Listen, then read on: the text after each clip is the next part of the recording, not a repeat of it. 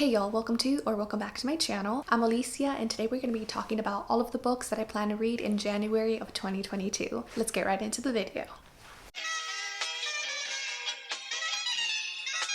So for once, I don't have an overly ambitious TBR. I was actually debating whether I wanted to do TBR videos this year because I am a mood reader and a lot of times I just go with the flow in what I'm feeling. So this year I not only want to mood read more, but I also equally want to make a priority to finish the books that I start. If I picked one up because I was genuinely interested, I want to finish it before picking up another one. And if I do decide to walk away from it, then I would prefer to just fully DNF it instead of reading 3 or 4 books at a time. So I'm planning to do that a little bit more. So we are starting with a fairly easy TBR pile this year. There are a couple of projects that I've committed myself to. The first one is my Latin America reading project. I will go ahead and link the video if you are interested. And it's basically a goal for me to read at least one book from each Latin American country. We are starting off in January with a Mexican author. And for that book, I chose Loop by Brenda Lozano.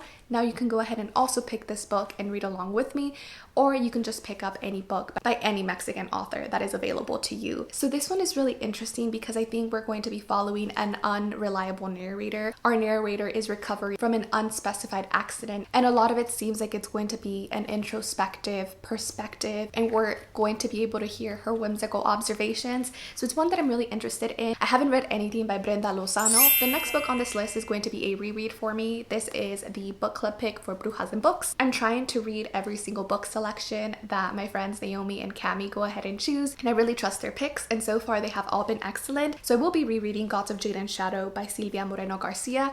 This is actually the first book by Silvia Moreno Garcia that I read, and I remember really liking it. It was a solid 3 or 3.5 star read for me when I read it 2 years ago, and this is a fantasy book and it does revolve around a quest. In this one we're following our main heroine Cassiopeia as she unleashes a Mayan god that her uncle, I believe, had in prison, and she goes on a quest with him to try and recover his body, that way he can go back to the underworld. At the time that I read this for the first time, I was still trying to find out what I enjoyed within the fantasy genre.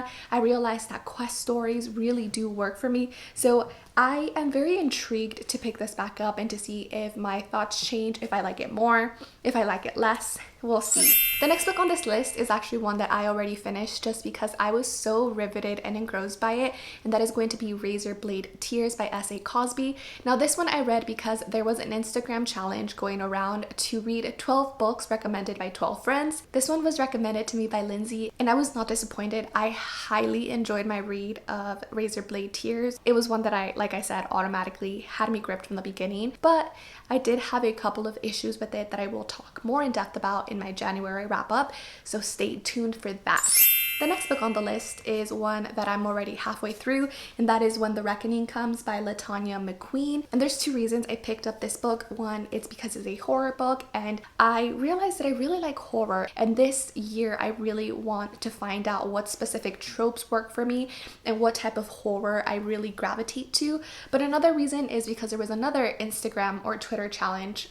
It was both or one or the other, but the challenge is to read 20 books by Black women. LaTanya McQueen is a Black woman, and for this goal I actually plan to read 2 books by Black women every single month. That way by the end of the year I know I hit 20, because if I read 2 books every single month I would actually be reading 24. That way also, if through the year I decide to DNF any particular book, I still would be hitting my goal. So this is an excellent pick for that specific challenge, and so far I'm really enjoying it. The writing is beautiful and has this sort of gothic tone to it. I just can't wait to finish it. The next book on this list is another one that I already finished. This is Eloquent Rage by Britney Cooper, and this is a non-fiction book. It's a collection of essays that covers topics on intersectional feminism. It talks about Black girl magic, about Black joy, but also about eloquent rage and what that means. It covers a range of topics from Britney Cooper's sort of awakening to feminism to respectability politics. I will talk more in depth about this because this was a 5-star read.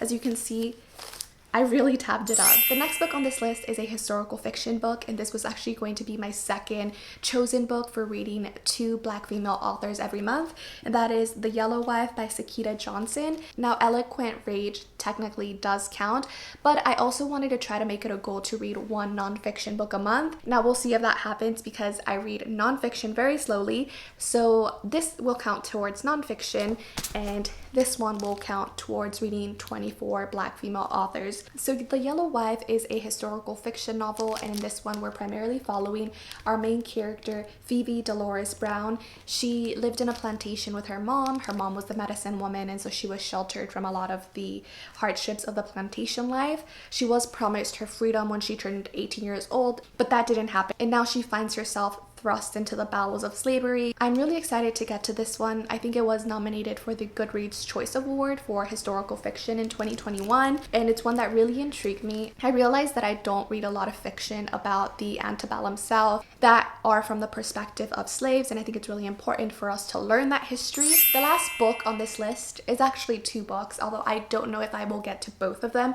by the end of this month, but that is going to be The Gunslinger, which is the first book in the Dark Tower series by Stephen King. There is a Dark Tower read-along that is happening this year. I learned about it from Steph at Coffee Over Apples, so I will go ahead and link her channel down below in her announcement video. And I'm really hesitant going into this because I believe the first one is a Western and feels like a Western, and I'm not much of a fan of Westerns. But Steph said on her announcement videos to push through the first one because this is the only one that has that overall general feel. So I'm going to trust her and read through this, and if I don't like it, I will continue to at least book 2 and book 3 to see if I will continue with the rest of the series. So those are all of the books that I plan to read tentatively in January. I'm going to try to stick to this TBR as much as possible. I did give myself some room to pick up other books if I'm not quite enjoying these. Like I mentioned, I'm a mood reader, so there will definitely be other books in my January wrap-up that were not mentioned today, just because I do have a proclivity for picking up random books.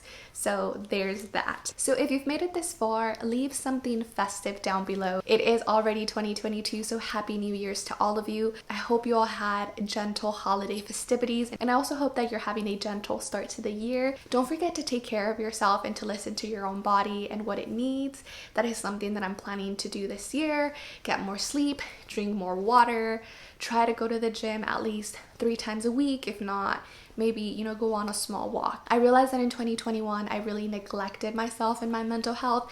So it needs to be a priority in 2022, and I need to make that a priority in 2022. So thank you so much for watching. If you like my channel, don't forget to like, subscribe, and ring that notification bell for more content. And I will see you on the next one. Bye.